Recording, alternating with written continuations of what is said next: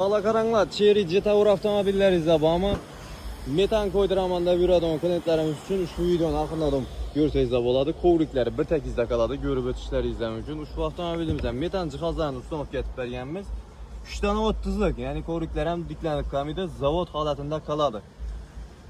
Hech qanday muammosiz birebir tushib turaveradi. 3 dona 30lik balonimiz va bu avtomobillarimiz Empire motor bilan jihozlangan. Ya'ni 100% gazda harakatlanadi. 4-pokoleniya metan ustanovka. Buni eksmiyalari bilan ustanovka qilib berganmiz. Chiroyli va akkuratli joylari va bu tarafimizda reduktorimiz ham joylashtirib berganmiz. Injektorimiz, ya'ni 4-pokoleniya injektor, Dakota 2 ohmli injektorlaridan bo'ladi. Ustanovka narxini bilish uchun kommentariyada narx so'zini yozib qoldirsangizlar, sizlarga direkt orqali javob beramiz, xudo xolasa. Sifatli xizmatlar. Ustanovkalar bo'yicha esa pastdagi raqamlar bilan bemalol o'z navbatlaringizni olib kelishlaringiz mumkin va ustanovka